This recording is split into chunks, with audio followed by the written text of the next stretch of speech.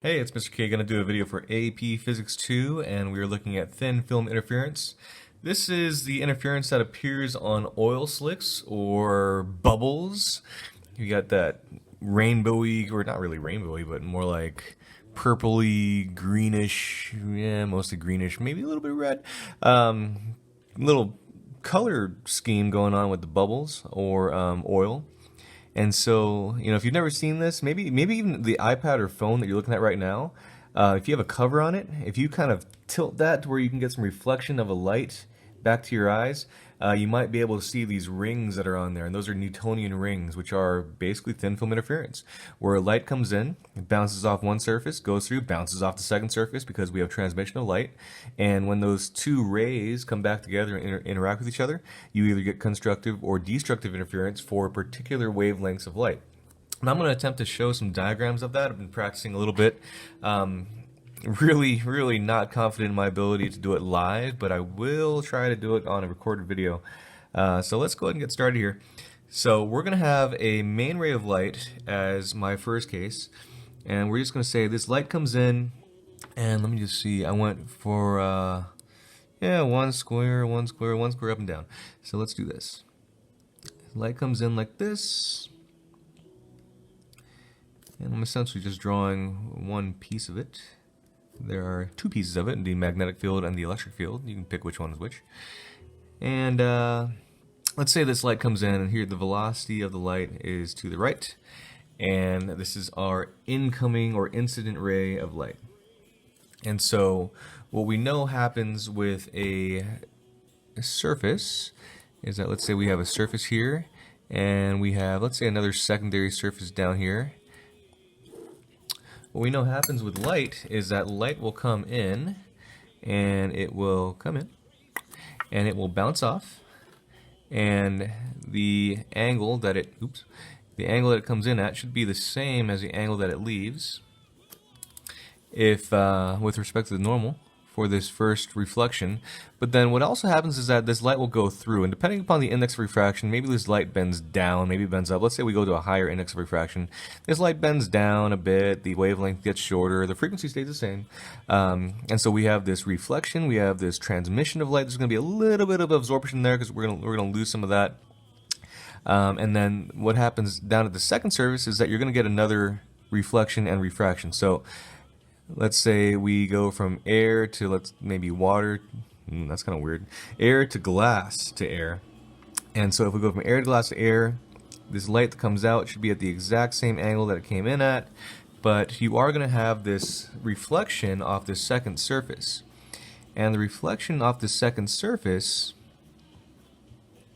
really should have given myself more room here, is going to have its own, well, depending upon how much farther it went, it's going to have its own phase of the wave. So, think about, again, two people walking in line. So, walk next to somebody. Go step by step, lockstep. If one person's allowed to walk a little bit farther than the other one, let's say one person stops, the other one walks a little bit farther, that second person might be out of step with the first person. If we go left, right, left, right, left, right, left, right, so we're walking left, right, left, right. If we have one person stop on the right foot, and the second person is able to walk one more step, then now we're out of sync. But if I let that second person go a little bit farther, now we're in sync again. Like these waves will do, one wave is going to travel a little bit farther, and by the time they get back together again, they might be lockstep, they might be nice in phase, or they might be completely out of phase. And that's what we're talking about with thin film interference, is what happens whenever these two waves that came from the original beam get back together. Are they in step, out of step? And will we get constructive or destructive interference for that particular color of light? So let's just say, hey, this incoming wave, it goes da da da da da da. We're going to hit a surface, and I'm not sure how far I'm just going to draw this all the way down the page. So we're going to hit a surface, and we're going to question what's going to happen after that. Now, because I'm using graph paper, I'm going to draw the wave as the same exact wavelength after it goes through from one surface to the other. Bear in mind that due to refraction, that wavelength will definitely change, but because it's graph paper, I can't really change the wavelength over here. So That's something that we're gonna assume that it changes. Don't mind that too much. So this incoming wave goes in, we're gonna hit up here, it's gonna transmit through. And so all I'm gonna do is just continue that wave pattern in. And it's gonna go and go and go and go and go and go until it hits another surface. Now I'm not sure what kind of surface it's gonna hit, but we'll just keep on drawing what happens next. So the incoming wave, the incident wave, will go in, it'll transmit through, that's like this one down here. Okay, so it's going in, but it's also going to reflect off. And so this first reflection is going to reflect off, and we're going to draw that right underneath. So the first reflection, depending upon what index of refraction we go from and to, it's going to do, well, one of two things. And so let's say we have a n that is a low index of refraction going to an n that is a higher index of refraction. So it's like we're going from air to glass or air to water. And so we get this light that goes through, it transmits through, but we also get this light that's going to be polarized. It's going to come off this first surface here. And so this is like N1, this is going to be N2, this will be back to N1 in this case. Now, what happens is when we go from a low index of refraction to a high index of refraction, our wave will shift over. And so the easiest way that I found to do that is by giving a little bit of a cutout here. So this wave that goes through, it should bounce off and we should just be able to flip it like this. However, if we go from a low index of refraction to a high index of refraction, not only do we flip it over, but we also are going to flip it the other way too. So what I mean is we're going to flip it over like this, but we're also going to do a 180 flip like so. And so this wave that's going to bounce off is going to be shifted like half a wavelength over from what it should be whenever it transmitted through. So right down here, I'm going to line that up, just give me a guide. And this wave that comes off, let's do purple with that, is going to look like this. Come on, pen.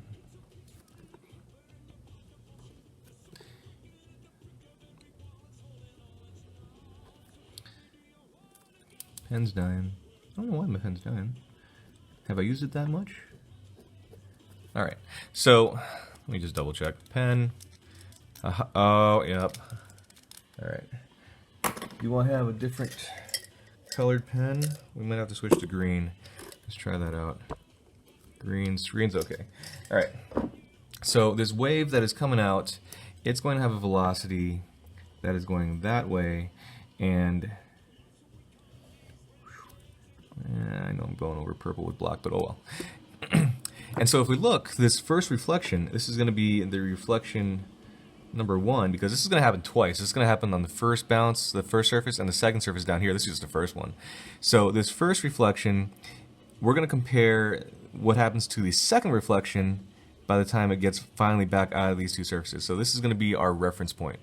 And so when we go down and through, we're going to hit another surface. And so the question is, where is that second surface? And so if we have a second surface that's, let's say, right here. Okay. So if we have a second surface that's right here, then this wave will go through and it's going to hit the second surface right there. So again, this is our transmitted wave, and we got a question, what's going to happen when this wave that has transmitted through hits our second surface down here? It's going to reflect just like this first surface did, but the question is how. So are we going from a high index of refraction to a low index of refraction, a low index of refraction to a high index of refraction? If we use the example here, we went from a low index to a high index, because this is like glass, back to a low index, which is, back to air. So we're going back from high index to a low index of refraction. So while a low index to high index transfer or reflection shifts our wave over, our high index to low index refraction or reflection does not. So I'm going to find my guide here. Here's my guide. That's what should happen if we were to go through, but if we reflect off, I'm just going to take that next step, I'm just going to flip it over. And so what we see is that this wave comes back exactly like how it came in. And so all I need to do is trace over that. And so by the time it comes out, That's a much easier way to draw it. Okay, so by the time it comes out, this wave, compared to our first reflection, if you notice, these two guys are, well, what's wrong with them? You know, they've got a crest, they've got a trough, they've got a crest, they've got a trough. That is going to be destructive interference right there. And so what we see here is that this second wave, this one that got to go transmit through then bounce off that second surface, it got to go a little bit farther than this first reflection, and because it got to go a little bit farther, then we need to analyze, well, are they in sync, are they out of sync, did it flip, did it not? And here from low to high index of refraction, this first guy did flip when it reflected off. The second guy did not flip whenever it hit this high to low index of refraction interface. And so now they are totally out of sync with each other, and so that's going to be destructive interference. All right. So for this gap distance here, that is one full wavelength. But the wave travel distance is going to be that wavelength times 2. And so that extra distance that I was able to go, it resulted in, again, destructive interference. So between these two, we have destructive interference occurring there. Now, you might ask, well, what happens if we don't allow it to go that far? What if we had it go shorter? What if we had it go farther? And so we'll run a scenario there. So let's say we had it go right here. Okay. Now, how far is that? That's going to be, well, that's going to be half a wavelength in distance. So here, again, my incoming wave is going to start up here, and we're going to end down here, and we're going to go from high index to low index. And so, again, the question is, what happens when we go from high to low index?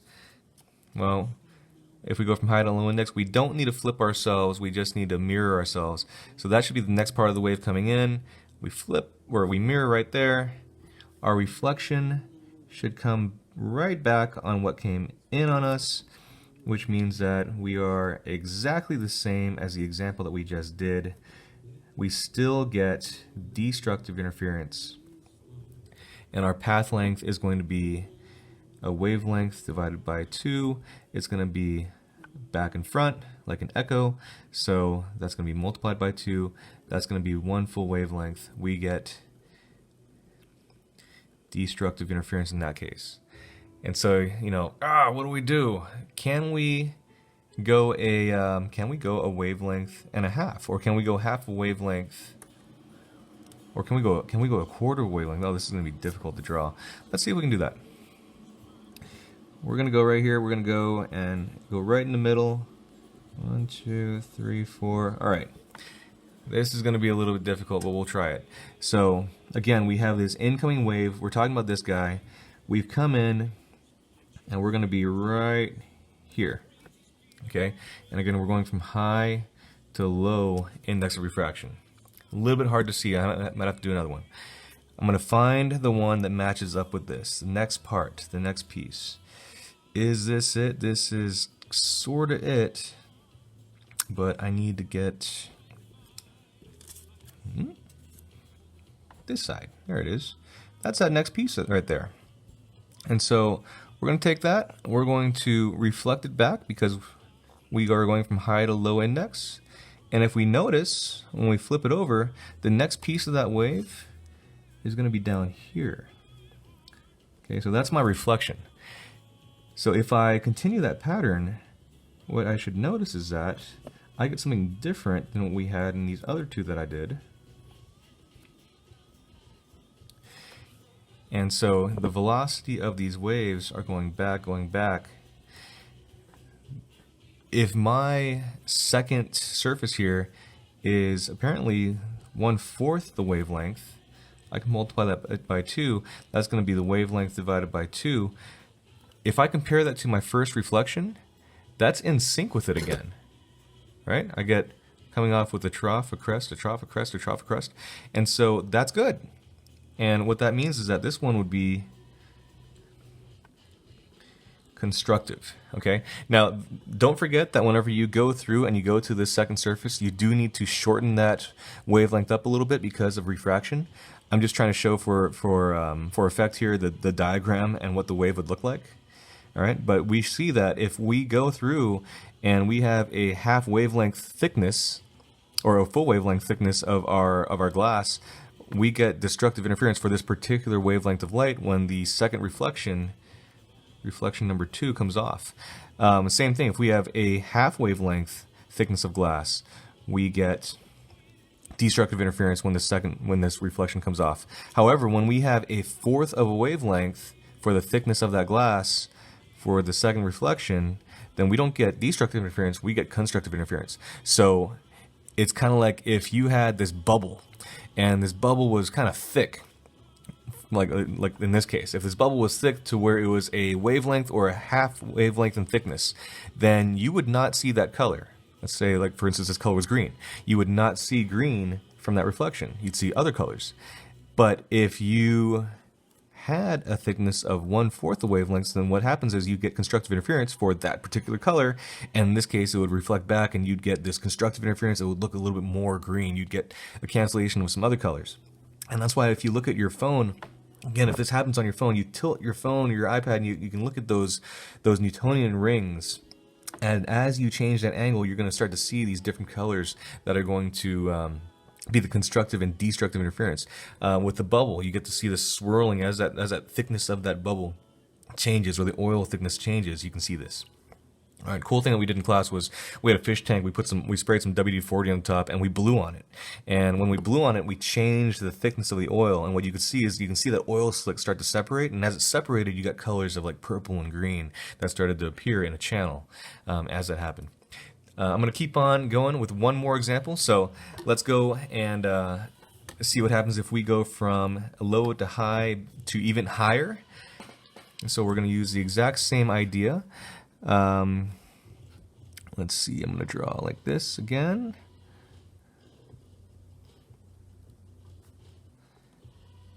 Okay, so this is going to be my incident ray once more. This is just to give a little bit more example. This is a difficult topic. It's probably not a very highly covered topic. Usually people skip over it. I've been known to do that in the past just because I suck at drawing these live. But I've been getting better. So again, we have this incoming ray. We're going from a low to a high index of refraction, and we should have this transmission. Okay, and it's up to us to put that second surface somewhere here, but that's your transmission. And so if we go from low to high, once again, you're going to have a reflection of that, the first reflection. And so we find this thing that matches up. That's what it should be. We go from low to high, so we're going to flip it over, and we're also going to flip it 180 like this. That's what comes off, and so that's what we had before. So da da da da da da da da da da da da. All right, so this is our reflection number 1. All right, if we go from low to high index of refraction. Now, if we set up another surface down here, let's say we are, so let's set one up all the way over here. If we set up this surface all the way over here, let's say we go from a low to high again. So let's say we're going from like air to, I don't know, oil to glass, which has a higher index of refraction than that particular oil, let's say. We go from low to high again. If we go from low to high again, we have a wave that should be incoming. Again, it's like this. Remember that wavelength should definitely change, but I can't change the graph paper, so I'm just going to draw it as is. Okay, I'm going to find my template that matches up. That's what should be next, but hey, we're going from low to high, so we're going to reflect off, and we're going to flip 180, and we're going to be up there. And so if we are up here, then what we have is something that comes out, and this is the second reflection that I'm drawing, and as you see, the second reflection totally cancels out that first reflection. So reflection 1 and reflection 2 totally cancel each other out. We get destructive interference. And this thickness here is going to be one wavelength. That's 2 wavelengths in thickness, but with the path difference is here and back. So we'll multiply that by 2 again. The path difference was 4 wavelengths. And in the case where we go from low to high, from another low to high, we get destructive interference. I think the best way to do it is to draw the diagram, because I can't just tell you, hey, we have destructive or constructive interference based on a certain wavelength path difference if we're going from all these different indexes of refraction. It's best to understand what goes on here. This is the best way that I've found to do it, is to use these little template things to where, you know, if you go from low to high, you flip back and you flip over. If you go from high to low, you just flip it back the other way. That seems to be the easiest way to do it. But that is a long video for one of the least covered topics in AP Physics 2.